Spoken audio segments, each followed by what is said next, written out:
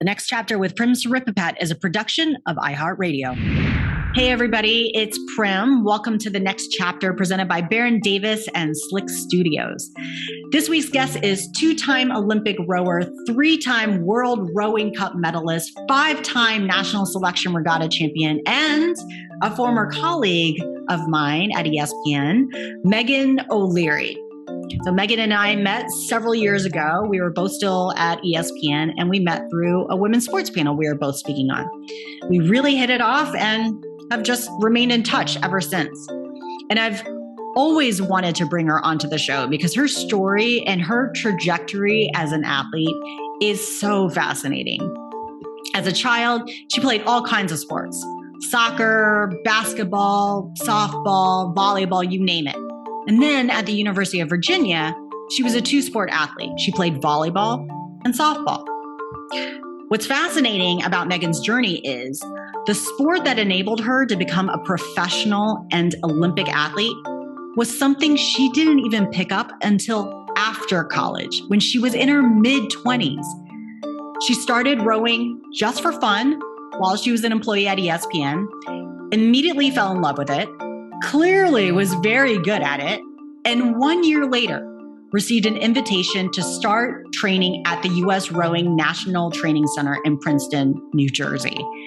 And then several years later, there she was at the 2016 Rio de Janeiro Games competing for Team USA. I mean, she comes from a super athletic family, so I guess it's no surprise, but it's still nonetheless impressive, isn't it?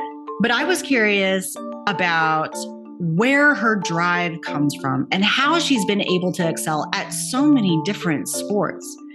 We actually recorded this interview last year before the 2021 Tokyo Games. And during this conversation, we talk about how her drive and also in some ways her insecurities have all fueled her athletic success, and how those feelings, particularly her insecurities, are connected in some ways to her sexuality and coming to terms with that. We also explore how she's emotionally preparing for retirement after Tokyo if she ends up making the U.S. Olympic team, which she did. And we unravel how hard something can still be, i.e. retirement, even when you know it's coming. Our conversation went on for over an hour, but we fast forward to Meghan talking about how her intimate relationship with sport was shaped because she had to move around so much as a child. So without further ado, here's Meghan O'Leary.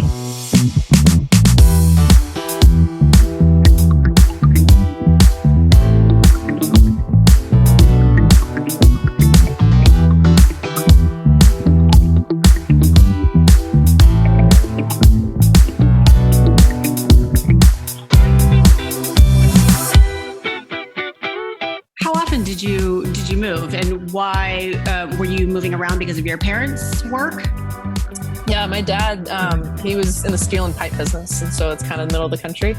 And so it was, whether it was like promotions or, got recruited, hired into the next company. So it was every few years until we got to Louisiana that we moved around quite a bit. But, I think it created a sense of resilience and figuring out how to, just fit in and take on challenges. And I think quite often too, I think that's why sport has become so entrenched. What's one of the easiest ways to start meeting kids, playing something in the neighborhood. And so I think that also was just a backbone of our experience, my brothers and I, in terms of having to move and grow up and find people to be friends with. Yeah, that's the reason why I asked that question, because I was curious about the relationship between moving and also trying to find something to do, but also some form of stability, right? Mm-hmm. In whatever it is. And it seems like sport may have offered you that sense of routine or outlet or stability when you guys were bouncing around as a family. Yeah, I mean, absolutely. And I think it's interesting. I'm not sure I appreciated that as much as I do now as an adult. And as I think ahead about, looking on, I'm like, ooh, sport at this level is not going to be a part of my routine and stability pretty soon. Right. But as a kid, It did. It was, and I remember making the move. The last move for me was, I mean, the biggest question was like, well, how good is the softball team? Do they have a volleyball team like my school? Like that was so important to me because I knew it was sort of at the core of my experience as I'd been growing up that I kind of like needed that in terms of a routine, a structure. This is what I did after, this is what I did after school. This is what I did on weekends. And if that went away, I think there was also sort of like, well, then what am I doing? Who am I if I'm not on a really good team, travel ball, all this stuff that I think I'd sort of, probably like built up my identity around and kind of who I got to like be and hang out with. It really, because moving as a kid is, while we are malleable as kids, as we have all seen, but it's also not it's not an easy thing to deal with because you're constantly having to reestablish yourself and the whole dynamic of just cliques and socialization and trying to find new friends and trying to fit in. And your story actually reminds me a lot of Greg Oden, the former #1 NBA pick. And he had mentioned that around 8 or 9 years old, he moved from, I think it was from Jersey to Ohio around like 10 or 11. But he mentioned how he ended up gravitating towards basketball because he just, he lost his family in a sense. And it just gave him a sense of community. And so that relationship with sport becomes much bigger than just sport. But it sounds like it was a similar experience with you, maybe? Yeah, no, I think about that too. I always say the move, and I've been thinking about this too, because Simone Augustus just retired and she grew up where I was in Louisiana. And I made the choice. She's a bit older than I am, but I remember going and watching her.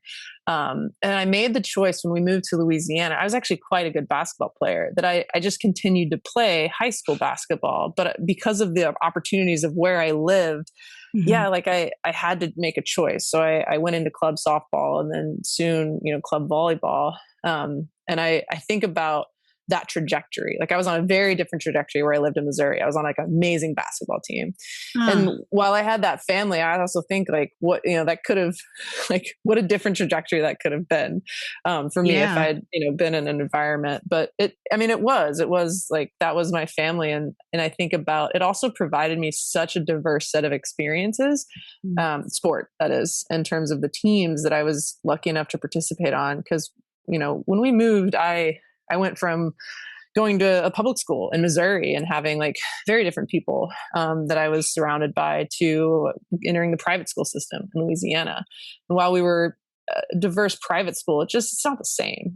And my team experience, my club sports outside of my high school really balanced and exposed me to different people from different backgrounds. And I really I'm grateful and thank that experience because I think it truly shaped me in terms of who I became, in terms of, being able to use sport to form relationships with people I otherwise wouldn't have maybe sat down and had a meal with.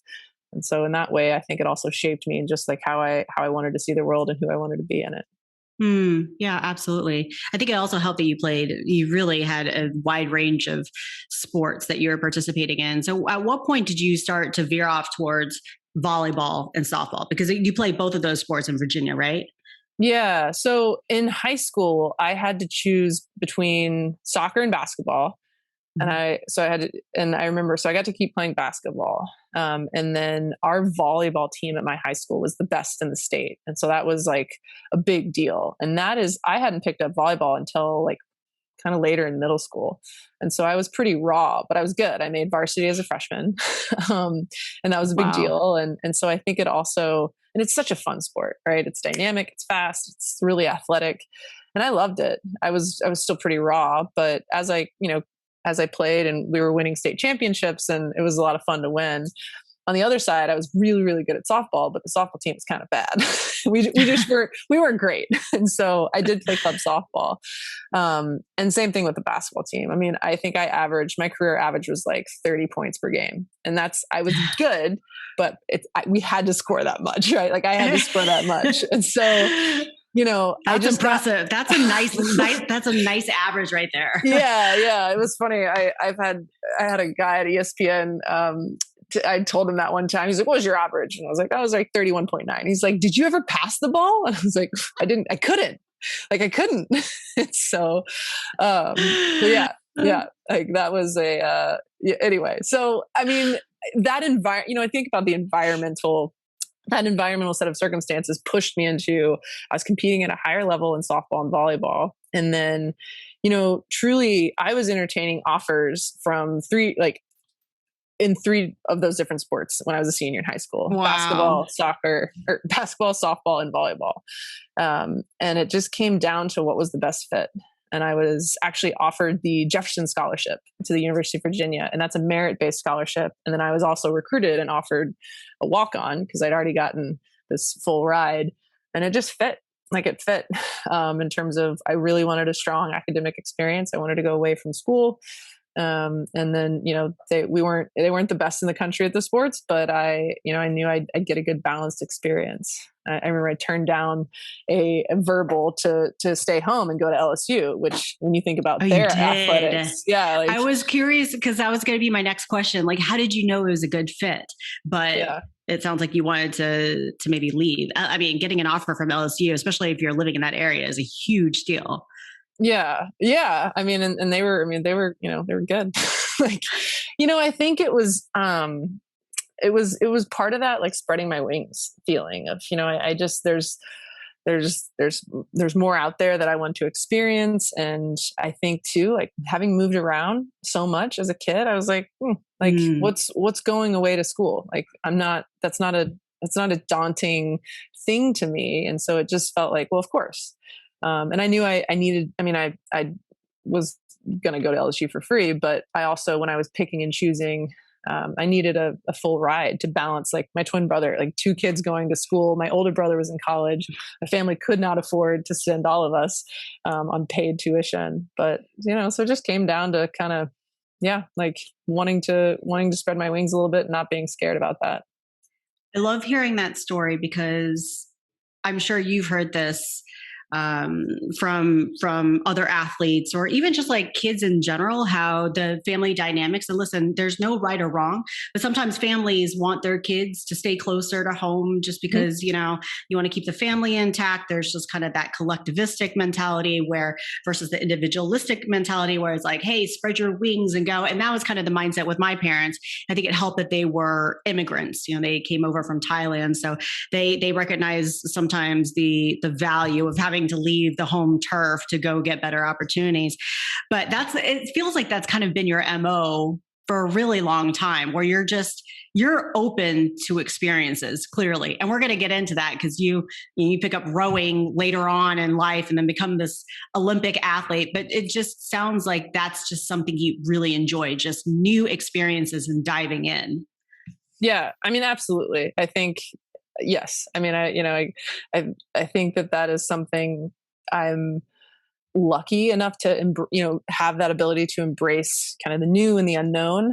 As I think about my professional career, it's definitely something I'm thinking about where I want to work, what I want to do, because I think that's where I've figured out that, hey, I thrive actually in situations where I'm really challenged. And so, I think there was a lot that obviously it happened as a kid that probably equipped me with those skills. But yeah, absolutely. I mean, I think that was sort of, I knew that I would be super uncomfortable, but it would turn out to kind of, bring the best out of me in that situation. Mm-hmm. What was it like playing 2 sports in college, especially at D1 university?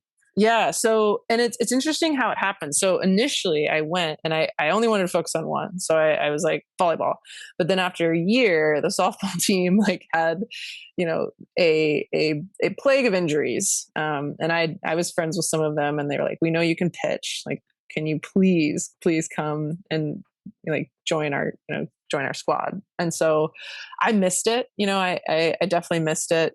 And I was playing getting playing time on the volleyball team, but I wasn't like a starter yet.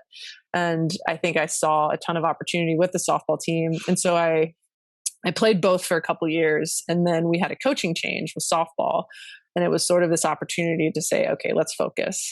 That's a big lesson for me too, learning like, hey, when you put yourself into something, like you're going to see a big return, and then I became a starter and a team captain. And so I did have to walk away from playing the volleyball team. And that was really tough. I stayed connected to the team. I was there, the PA announcing for the home games. And oh my God, that's awesome.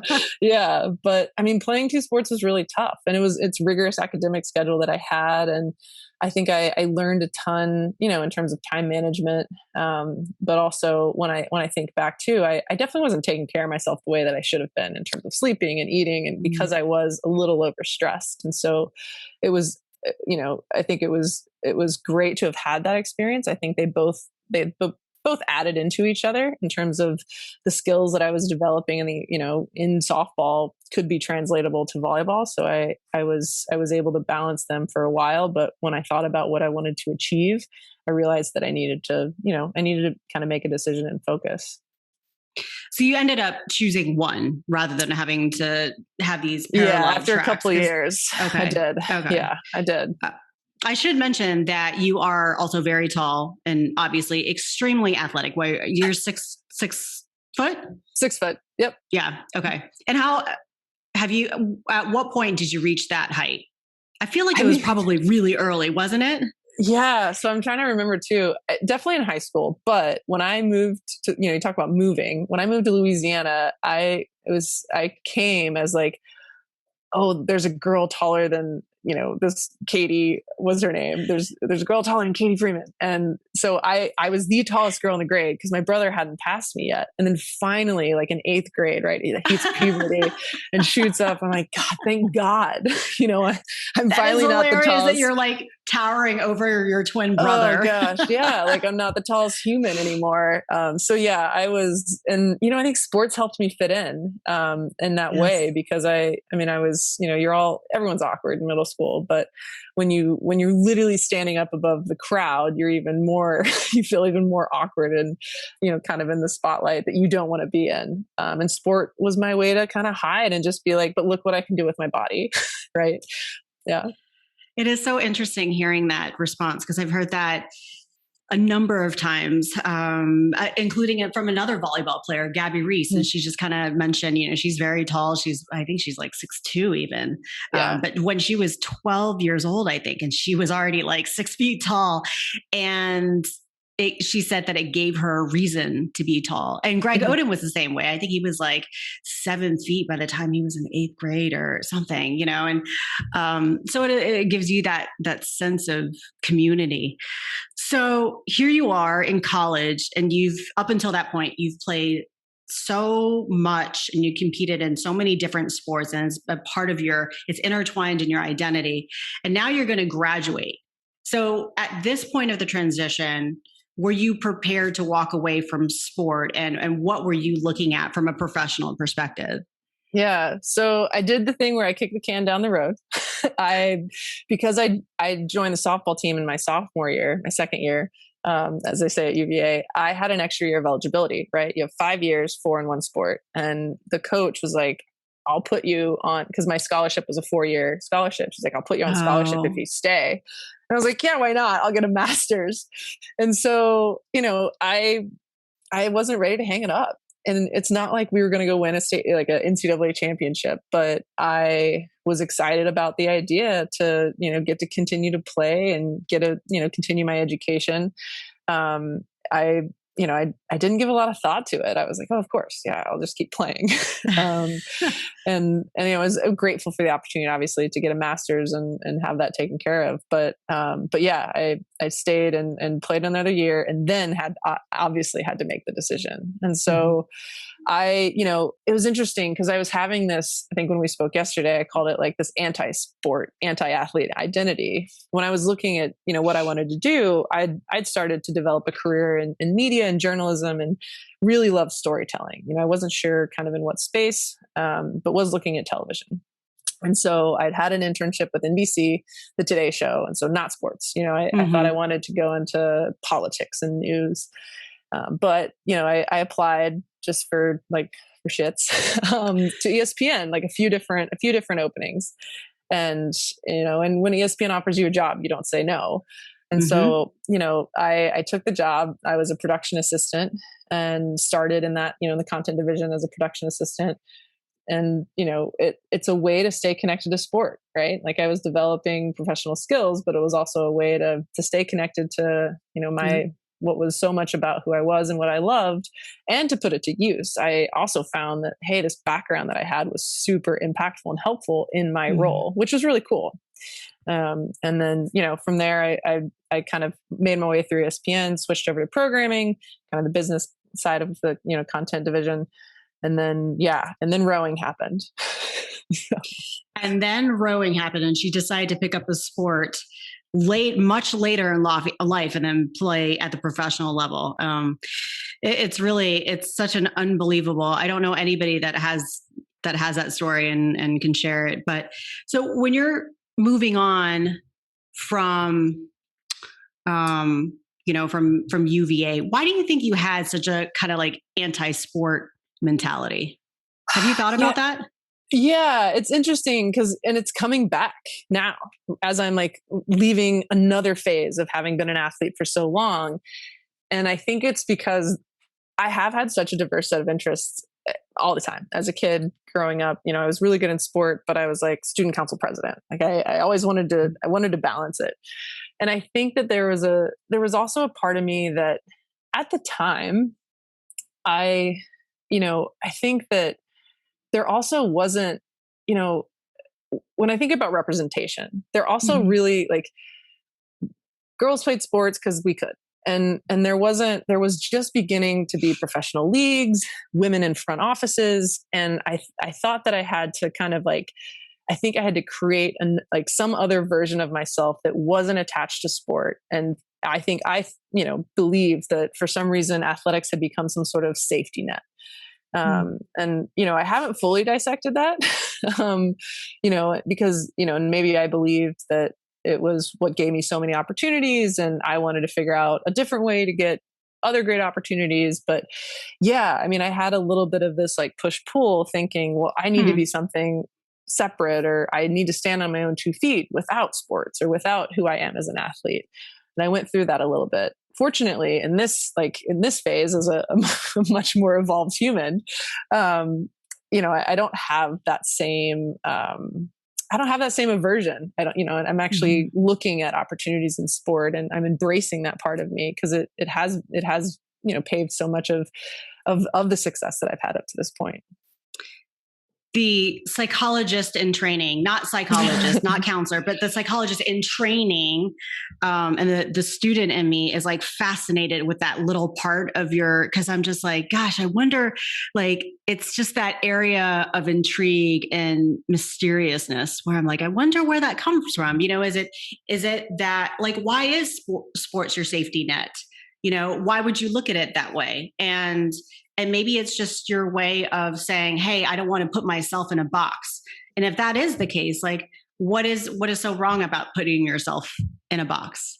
Yeah. I mean, I think that's probably part of it. Or, I think, maybe I didn't think, that perhaps there was a part of me that, and that's what I was kind of meaning with that representation part, was that, just because I was, I still hold the record at my high school, like just because I was a good athlete wasn't good enough. Right. And I think but when I think about that and I really distill that down, like that's a thing that I think a lot of athletes face, but especially I'm thinking this generation of women athletes was because we were sort of, there, it was like, oh, like, well, you're good for a girl. You're good for like you're good for being a woman. And so like, I felt like I had to I could be something other than an athlete, even though I'm really, really good at this. I mean, now I look around and I'm like, man, Sue Bird is 40 years old and she is still at the top of her game. Like she is the GOAT, right? Like I love that is the conversation now, like Megan Rapinoe's like just tearing it up in her late 30s, like on the field. And that's all, like, she doesn't have to, like, those athletes don't have to be, even though they are, like Candace Parker, like people have done such incredible things. Yeah. Separate from their being an athlete. And I don't think I had that at that age. Like, I don't think I had that I could just be a great athlete and that was enough. I think that was when I really break down in terms of like that inner child, I think that it wasn't enough just to be a good athlete. Does that make sense? It does. And now I'm interested about like where that comes from, about like that not feeling like enough. Because that's a strong and powerful feeling. It's something that's driven me my whole entire life. It's something that has led to a lot of my personal issues. It's become my strength, but also my weakness. And so, yeah, that feeling of never really feeling good enough. Like, where do you think that comes from? Yeah, I mean, I think, can start to like really break down like how you're raised, your relationship with your parents, like what kind of gratification system, because I lived in like a loving, like your typical Midwestern loving home, have supportive parents. They were awesome. But it was, I think also too, it was one of those things where also as the youngest and the only girl, you might just kind of be like, look what I can do. And I think I set up a model for myself of like, it was so achievement based.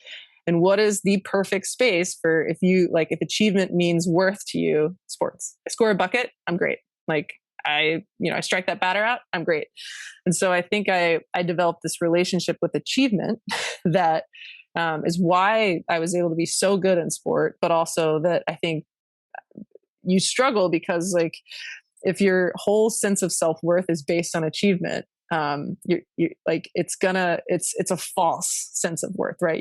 That system isn't. Yeah, I think a lot of athletes struggle with this. Yeah, yeah. It's a false sense of worth. So I do think I think that's been a lot of the work I've done on myself over the last several years as I've started to understand like you can't just attach the value you put on yourself or the value that you allow others to put on you based on your achievements or, your status, whatever it is.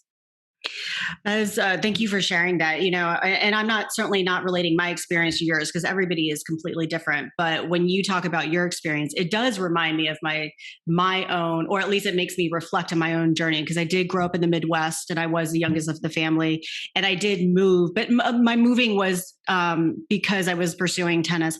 But because of all those little things, sometimes you try to create your own identity as the baby of the family, right? Because you're like, well, like this is what my parents do. This is what my older sibling does. But I kind of want to like create a space for myself. And so you end up kind of trying to be like, I don't know, maybe the high achiever, but also the black sheep every once in a while. And so then when you're trying to create this whole identity, you're right, though, it is kind of an easy thing. It's an easy target. It's like, well, the best way to create identity is just achieve a lot of things. So there you get good grades, you're president of student council, you're in volleyball, you're in basketball, and you're doing all these different things. And, but like you said, chasing after the achievement, that can be a shaky foundation sometimes. And it was, at least for me. Oh yeah, absolutely. And I think about too, like, it was, I think there was part of me that didn't know who I was. And there was a part of me that didn't like who I was. If we're getting real, like I came to terms with my sexuality, like late in high school, early college. And so using my identity as an athlete and like a good student and a, good citizen was a way to put that over here because I think I could just be all these achievements to the people like, who are you? Well, I'm a 3-time, I just like would spout off like that, the athletics achievements or, the who I like the things I was involved in. And I think that was also a coping mechanism that I developed because I was grappling with, there was a part of me I didn't like at the time. So I can definitely resonate with that. And so at what point did you come to terms with your sexuality and also were able to talk about that with your family? Oh gosh. I mean, it wasn't until junior year of college, third year. Yeah. Okay. I mean, it was third year of college that I finally was like, okay. And I mean, part of it was, going away to school, I was able to create my own foundation and a solid footing that I stood on. And it wasn't attached to, the environment that I grew up in or, kind of the idea that at the time, like my family and community had of like, who people should be and they should date. And so it was, I think I developed a comfort in terms of friends and the family that I built around me that I was like, oh, I can be confident and feel good about who I am now. And so it took time. And, again, that family I found through my teammates and a lot of times through sports, but, it was definitely like a secure, safe environment for me to finally allow myself to like myself and to share that with other people. Thank you for sharing that. That's such a powerful statement. It is. It's I think the most important relationship that we all have is the one with ourselves. And no one really emphasizes that until you're an adult, when in reality, the foundation starts when you're really young. And it's an ongoing process. So now having a little bit more context of that growth and that development, and here you are in your 20s and developing that relationship with yourself, still connected to sports. And you're at ESPN for about 5 years, right? And you're in programming and content. And then all of a sudden you start rowing. And this is around 2010? Mm-hmm. Yeah, 2010. So what happens? Yeah. So I'd moved to Connecticut and I was like, oh, I'm in New England. Like, they row here. I knew nothing about the sport, but I'd gotten into CrossFit. So I was like on the rowing machine.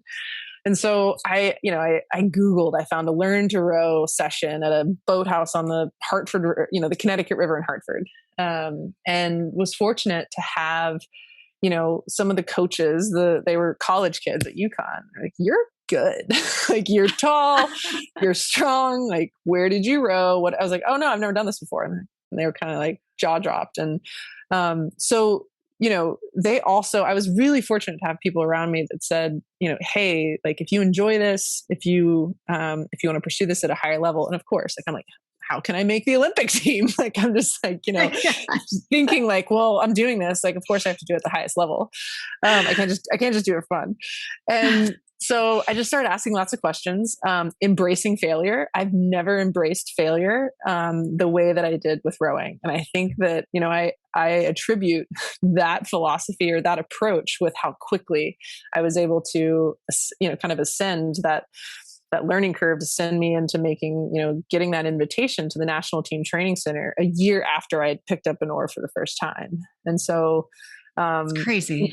I mean, it truly, but I think about the pain and suffering I put myself through to get there. I mean, I was destroyed by like 14-year-olds. Like, I just had to take like a beating over and over to learn. Right. And yeah, I got to that place where I had negotiated going part-time remote once I got invited to the training center with ESPN, and they were gracious enough to say, yes, go do this. And then once it became very clear that I was good enough to make the national team, I started discussing my departure from ESPN, because there's just no way that I could continue to do both. And I was not wanting to do a bad job at ESPN. I was not, I was wanting to really commit and see what I could do, and if I could make the Olympic team. And so that happened in 2013. I made my first national team. Got a World Cup medal that year.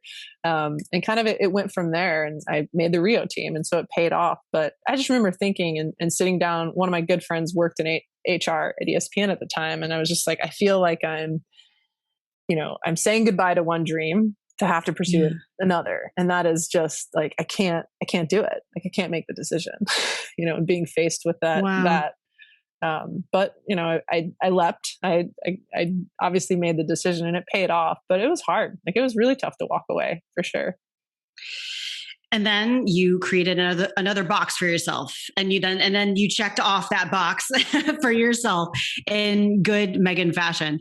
So, all right, let me just like wrap this up here, because it's just mind boggling. So you go to ESPN, you're there for 5 years. And how old were you when you pick up rowing?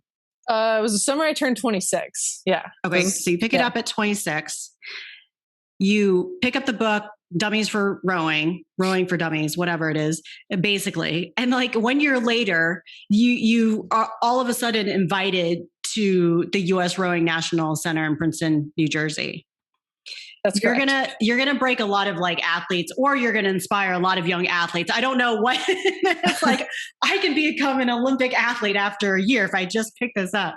It's just unbelievable that you were able to find such high success. So when you're talking about embracing failure, what does that mean?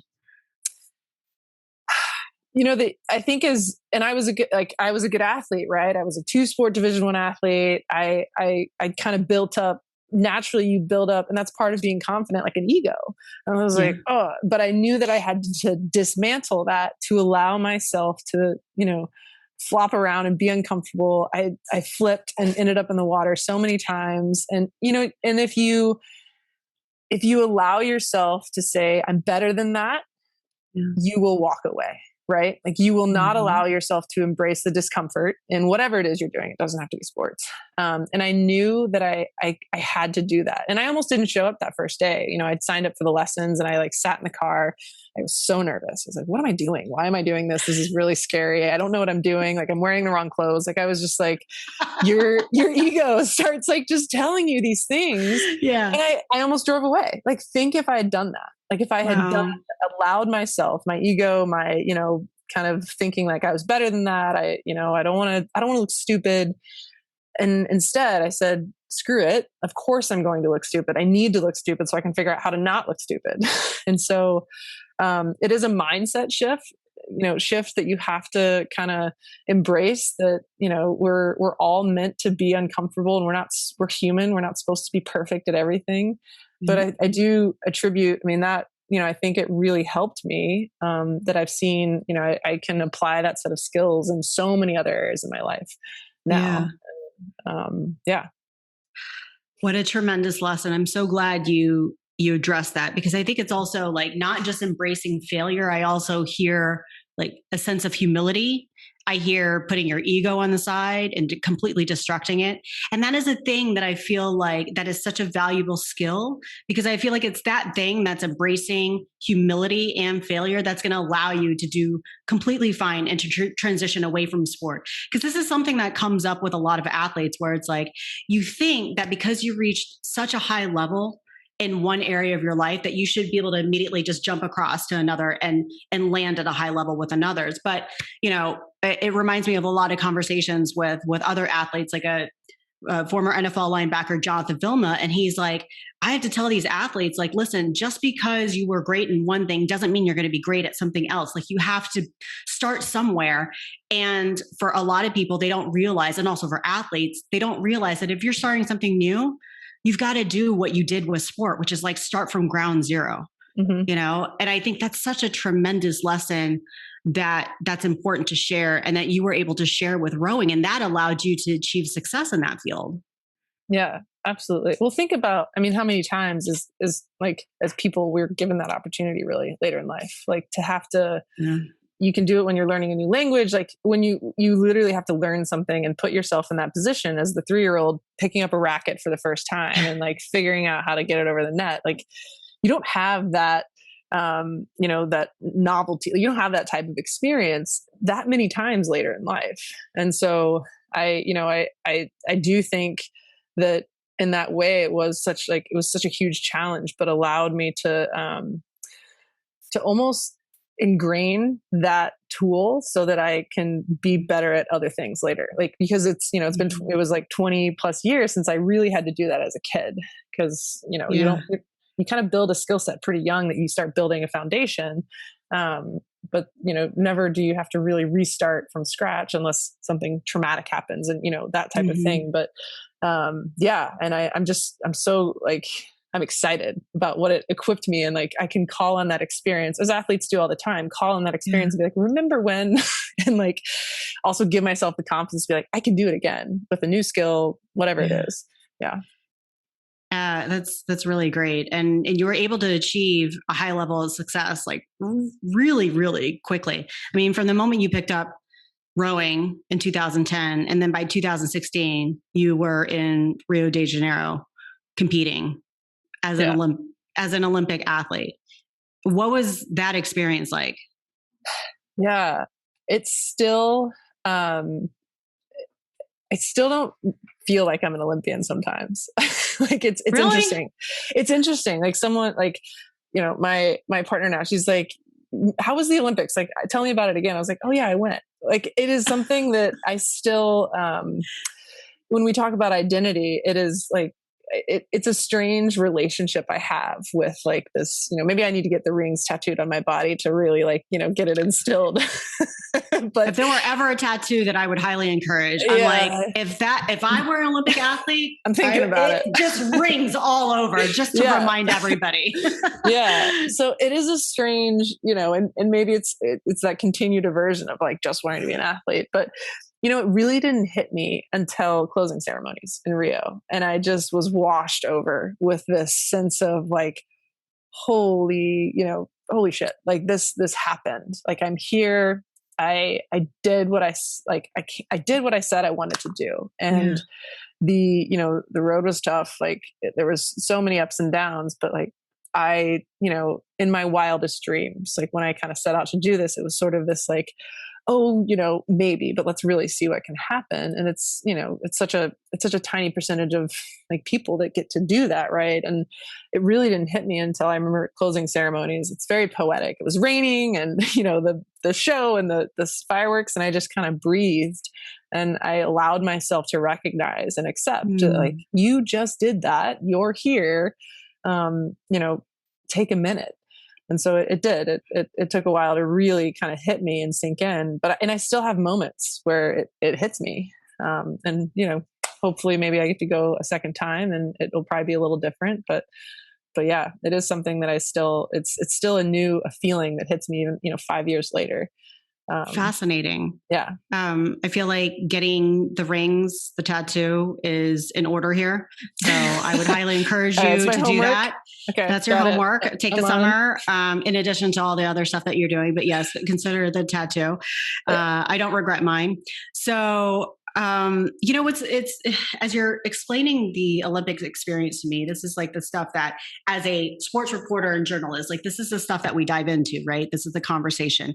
And yet the conversation always ends with that, like what that Olympic experience is about. Mm-hmm. And then there's no follow-up with the athlete afterwards. And we don't get to see what happens after the Olympics. And I'm not sure if you got a chance to check out the HBO documentary, Weight of Gold. So it's talking about all the Olympic athletes and really addresses and examines the mental health aspect of what happens to Olympic athletes, not just during the Olympics, but also the highs and also the lows, like kind of like that post-Olympic emotional drop, which Michael Phelps experienced and many others. So I'm curious what your journey was after your experience in 2016. Yeah. I know the documentary and it's interesting because I love documentaries and I like won't watch it. I think, really? I know, no, I will, but I think I have to wait, because it's probably it's too real, and I think that, because I have so many people like, you're going to love this.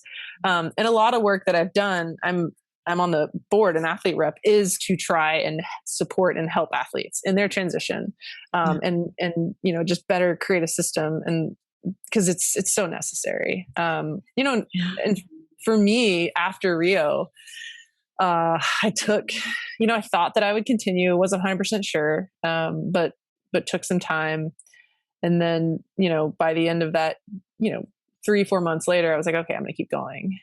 At least another year. We're hosting the World Championships in the States for the first time in 25 years, at least another year, and then it became, another year. But I hit, that 6 to 12 months, it was rough. Like it was tough. And you come, and I'm still dissecting, cause it happens for different reasons, I think, or comes at athletes in different ways. For some people, it's they got the gold and their life didn't change the way that they thought it would. Like they didn't think that they would have this feeling of, I did it, and now I'm perfect. Like now I can be satisfied. Very rarely does that happen.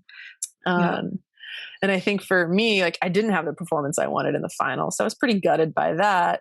And then I really grappled with what I wanted to do.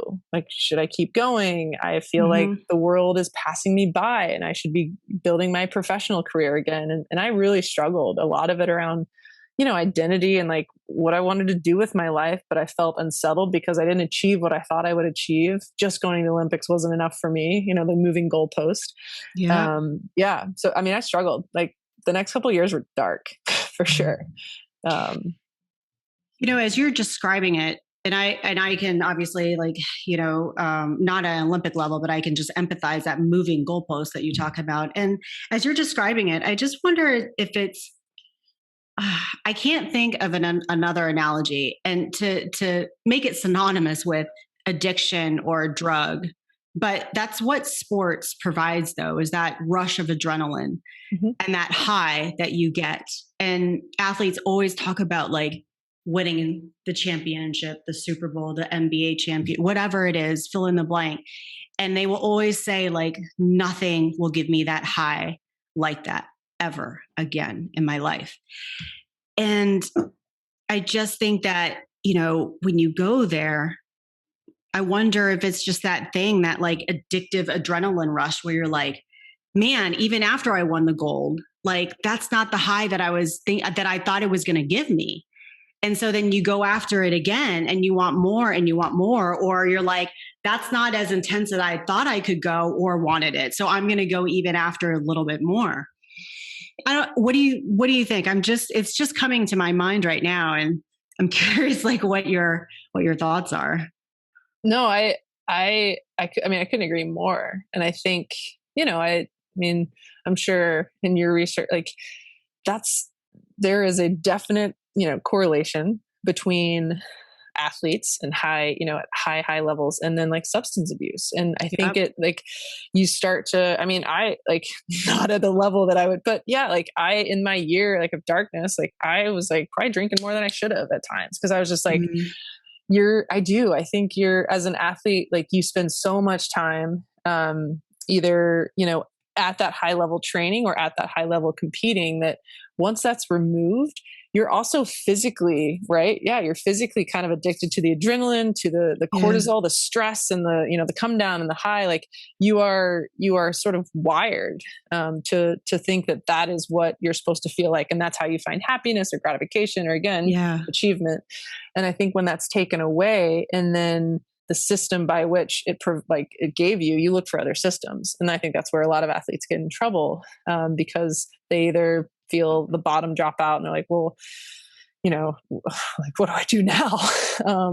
In terms of, finding a way to find, kind of either self-enjoyment or whatever it is. But, I couldn't agree more. And I saw it happen to friends in different ways, ones that were really successful and are still struggling 5 years after they retired and they won a gold medal and just thought like, well, life would take care of itself. I got my gold medal. This is what I set out to do. So everything else should be easy. Right? No, it's very different. And so your peers who achieved that level and got that gold medal 5 years later, they're still struggling? Yeah. I have friends that have like,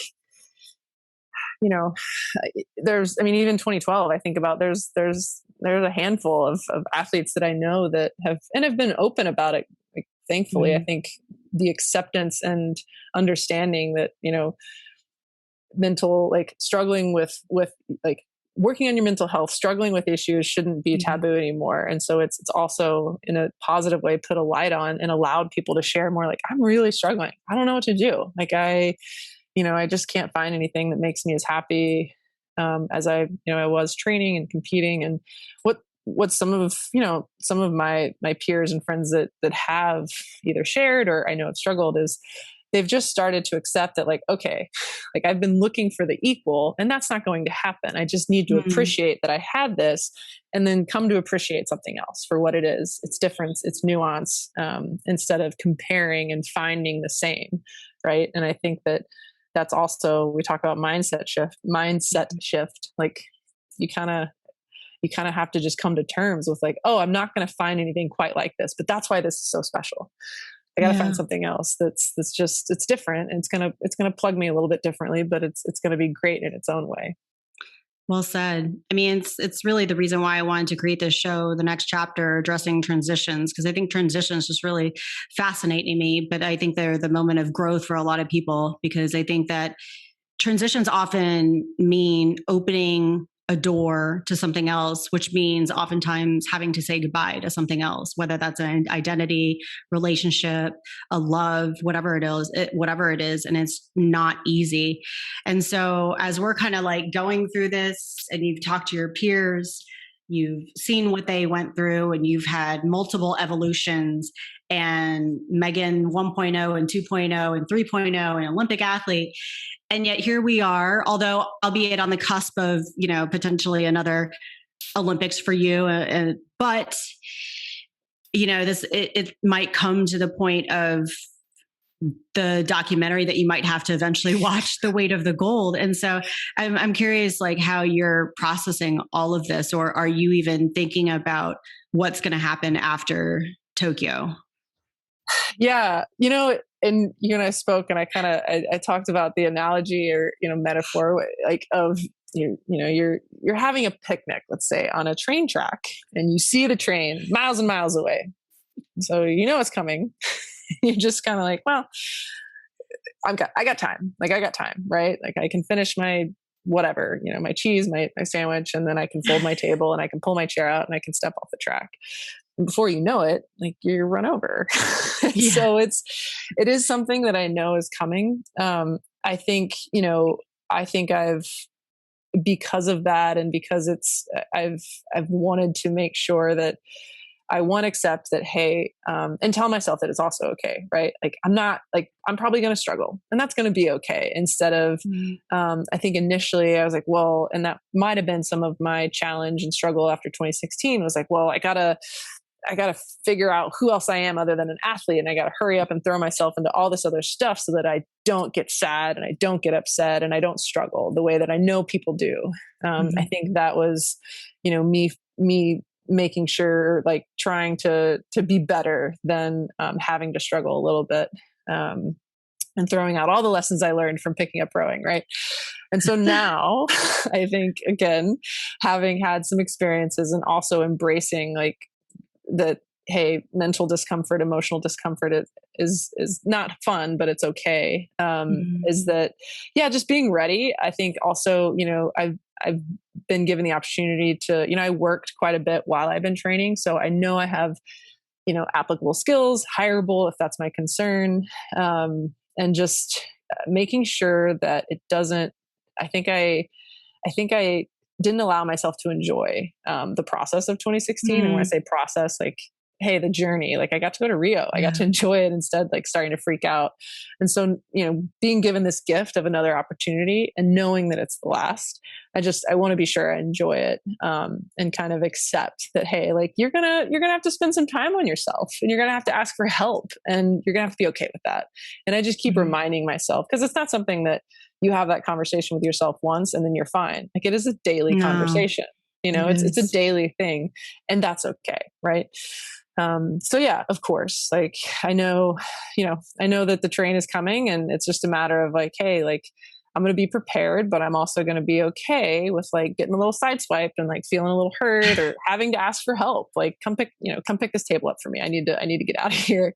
And that's, I think as athletes too, last thing I would say is, like, we're wired to think we can do it on our own. We're wired to think we can take on any challenge, and we're tough, and we just grit and, like, grind our way through.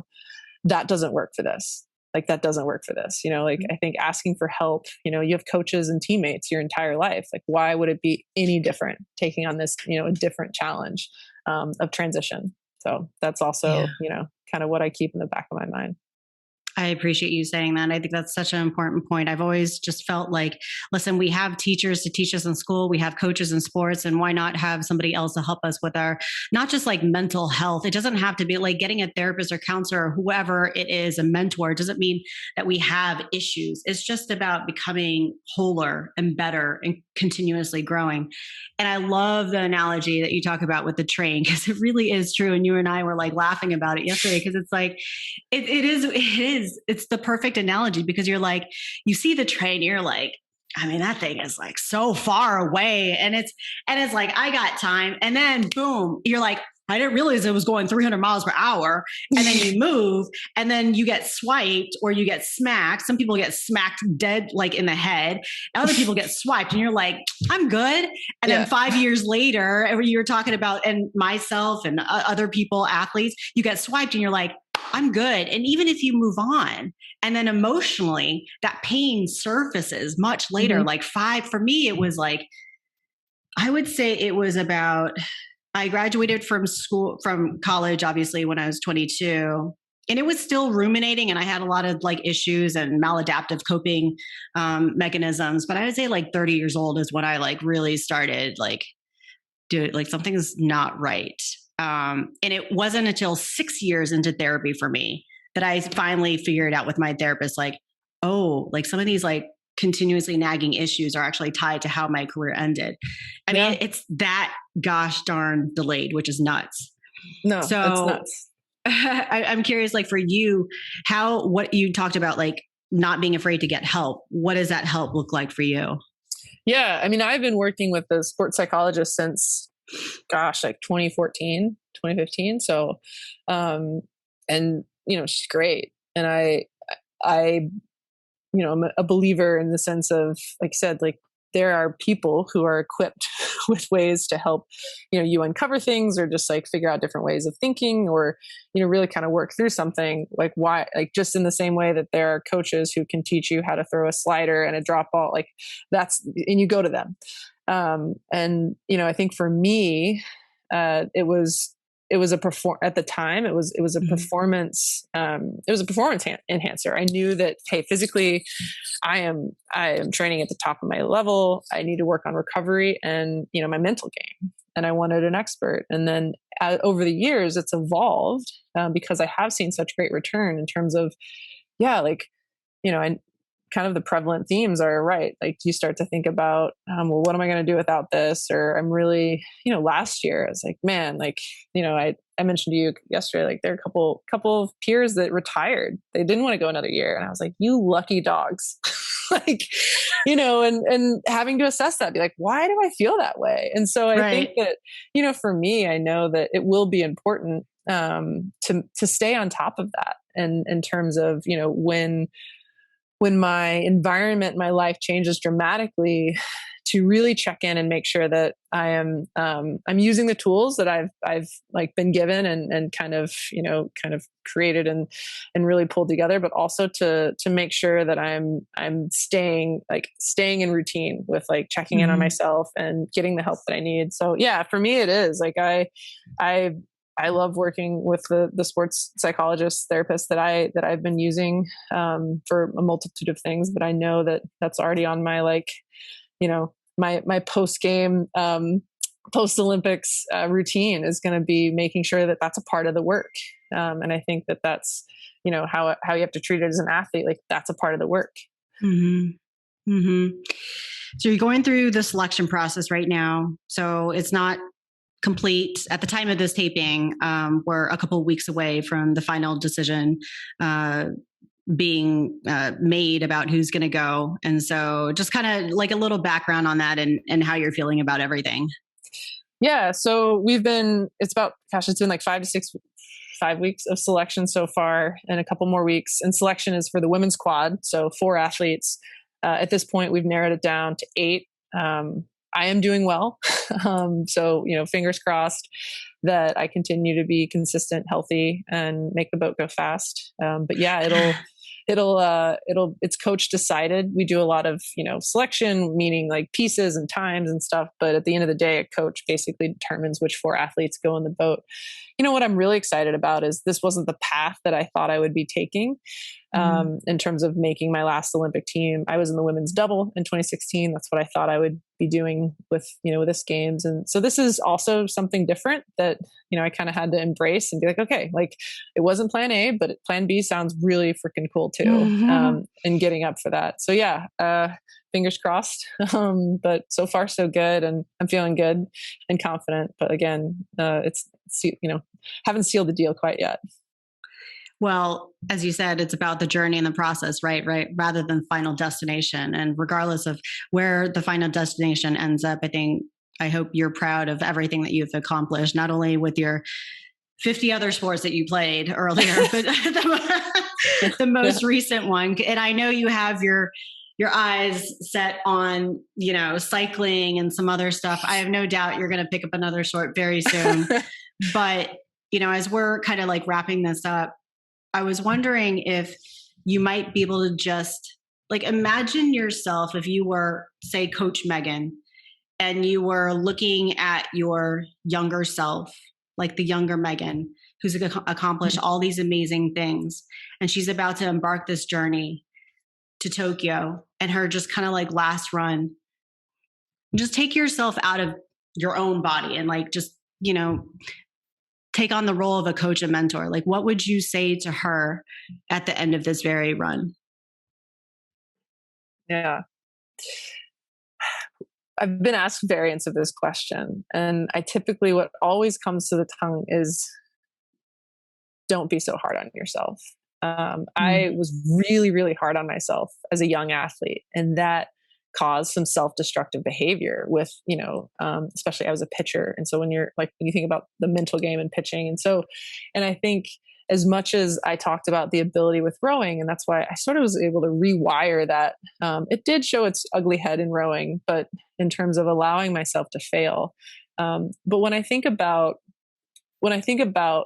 how hard I was on myself, I took the enjoyment out of what I was doing a lot of times, because if I wasn't perfect, if I didn't win, if I didn't, whatever, right, fill in the blank, I wasn't having fun, or I wasn't able to see the good in what I was doing, or, the privilege of being able to do what I was doing.